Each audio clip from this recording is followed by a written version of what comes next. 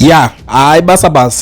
Zvina kumira mushe vedwe. Unoza nyaya iramba ichingoenderera but most of the times inini ndinofarira nyaya zvisingaiti. Panotanga kutaurwa nyaya ndonyatsoteereresa ndakakanda nzeve kuside nekuside because ndoziva pane dzimwe nyaya dzinotanga kubudikira ipapo dzekuti tinenge tichiziva kuti vanhu ava tine patichavabatira. Kana pari kunetsa nyaya yekuti why Tagwirei akamira kuzobhadhara Rutendo, ndo nyaya hombe iri kunyanya kuita nyaya yekuti timbonyanya kufambira panapa. Regenza timbonzwa kuti problem iri papi. Mirati zvinzwire kuna Mr. Maponga vachitaura side ravo of the story because Mr. Maponga vari kupisa nhasi, vari kutrenda nenyaya vabatwa vachinyeba komana mari dzeZANU-PF muchadhakwa zvenyu. Unoziva kuti ukatotanga kushandira vanhu vaya vaya you make sure kuti wakuramba uchiva defender every day. Like I remember marimwe zuro tatiri pane imwe debate yataita so nevarakashi ndanyazonzwa kuti ava fana ava zvinhu zvari kudebata munhu ari kutonyatsoona kuti panapa ndiri kutongosimbisa zvinhu zvisiko. Munhu anotodhibatira achikudza kuti kuzvipatara kune mushonga usati udze kuti kuzvipatara kuna mushonga iriko iwe uri kurwara here uri muchipatara macho here izvezvo unoti hamuna zvinhu zvekuti zviri kuzivikanwa nemunhu wese but unoona munhu achiramba achingodhibata that nonsense achisimbisa izvozvo. So without wasting much of the time ikatinzwa kuti Mr. Maponga vari kuti kudii pane nyaya yekuningina because hatidi nyaya dzemakuhwa toda zvine umbowo futi at the end of the day. Before we do anything, you need to clear it up with the first office, which he made available, I think on a Monday, the following Monday. We dressed up, we went on a Monday to the office. We were told to leave all our devices and phone on at the reception, at the state house, at the office. I left all my things there. Mukoma left all his things there. Rutendo left some of his things there. He kept his iPhone on him, which was on record. We went into the presidential state house. The meeting was supposed to start. The president walked into the building. Mukoma was there, I was there. The intelligence walked in and whispered to the president. The president walked to the back room. He did not come back. The next thing we heard is that the meeting had been dismissed. 3 months later, when I asked Mukoma what happened, he told me that there was a recording device that was in the room. Rutendo had his iPhone on record from the gate to the president's office. He wanted to record the president in a meeting which we had to do with the sanction removals. He wanted him on record.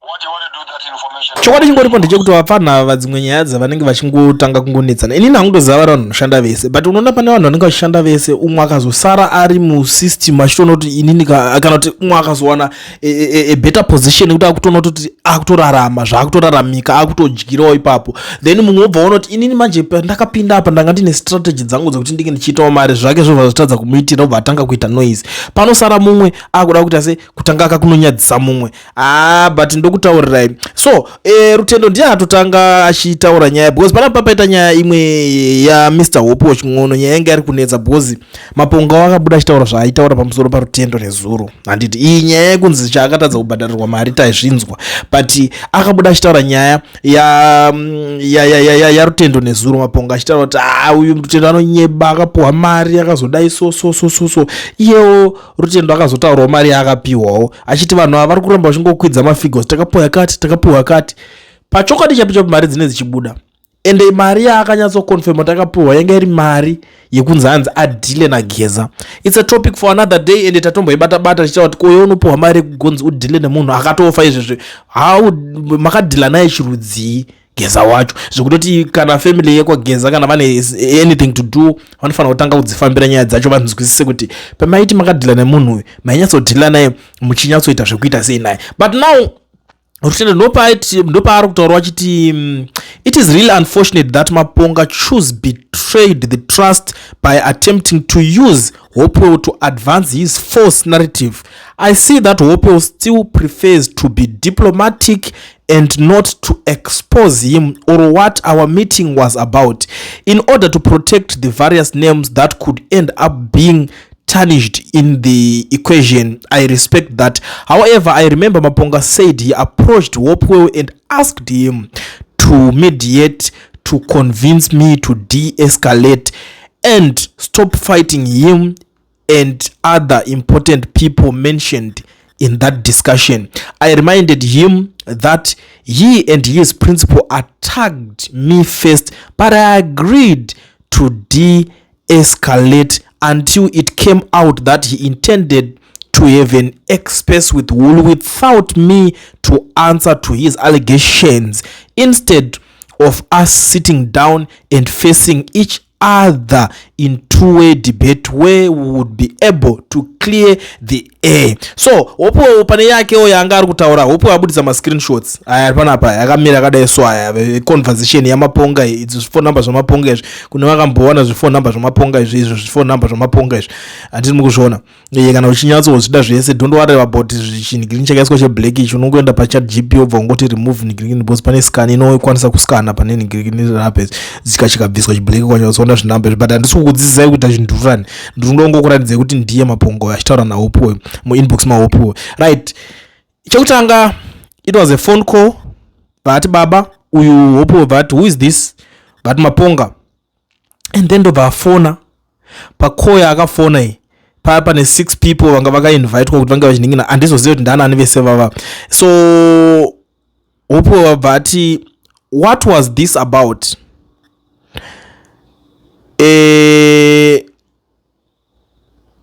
Conversation yavo vakatotaurirana ipapapa vakangopera vakadaro. So chazoitika manje kuti pazongobudikira makozi akarohwa ngatise nyaya yemakozi ngatise dai mazimu numbers what. So nyaya yakuzoitika manje ndinasi ndiye kudai so why are you dragging my name into your fights, my brother? You called me, so why do I get dragged into this? Maponga ndio akuzvipindura ega ku inbox kwa Hopo achiti my apologies, I was trying to give context of the good advice you gave me to settle with Rutendo. Unfortunately, Rutendo twisted the whole thing when I made the call recordings etc. My apologies, my brother, I take responsibility for my mistake, forgive me, Maponga marara.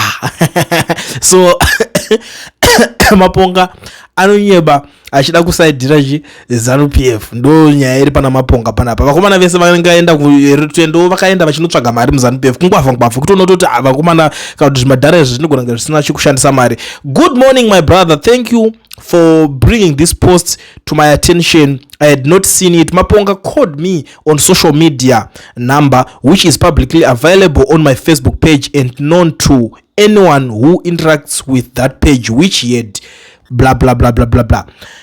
He contacted me in his capacity as someone wanting to give me a story about what was happening between him and Rutendo. I told him that I do not do those kinds of stories and suggested that the two of them should rather talk and resolve their issues directly. As you can see from the screenshot, I did not even know who he was until he introduced himself. I did not have his number, saved them, and I still do not have saved it now.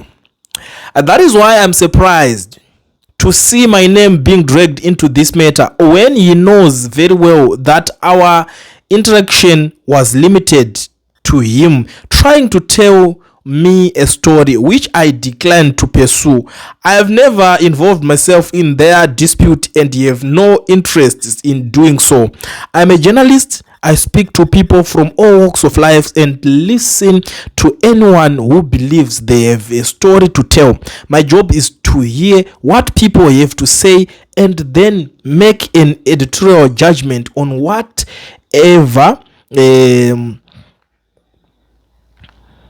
on whether there is a credible and newsworthy story worth pushing. When Maponga contacted me, the conversation was essentially a case of one person saying this and another person saying that. After listening, I concluded that there was no story for me to pursue and the matter ended there.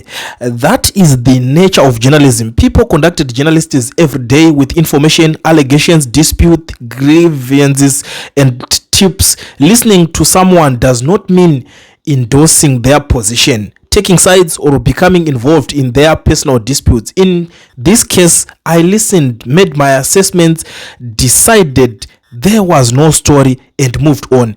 My name has been tagged into Maponga's tweet. That is my perfectly normal, and to be honest, I expected many people would tag me because my name naturally attracts attention and engagement on social media. Ndo nyaya iri pana pa Maponga ari kungosiwa pachena ainye chinyaya chakubowa guys, ngatingosiyana nechinyaya ichi, but inini ndandoda kuti tingoziningira senyaya dzatanga tiringoonekera.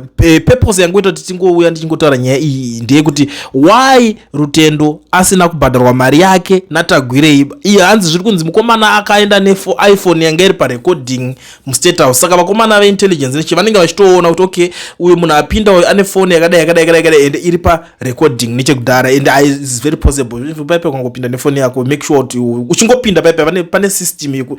Anyway, tingazoita ngata akuda kufumura ma systems, but system yacho inokwanisa kuona zvemuri kuita muma systems even ari mumafoni enyu kana uchipinda pane isecret yenyika pana, it's not even a secret, but ndo reason yakaita kuti aregedze kupuwa mari naTagwirei according to Maponga. Ndo nyaya yacho yangoita kuti ndingopfura nepanapa ndingozvijekesa, because inini nyaya dzevanhu ndotodzidawo. Panototorwa nyaya dzevanhu ndotoita mambunde chaiwo kuti tese tifambise basa zviende kumberi muchinzwawo nyaya dzacho nepazinenge dzaenda. Pamwe pacho tisingadi kunge tichijambwa, imwewo chapter yenyaya inogona kunge chibohwa, imwe chinakidza, but hatizosirire nyaya. Saka tangatigadzireni kuti ndingogumira panapa nyaya iyoyi yaRutendo nemukomana Maponga.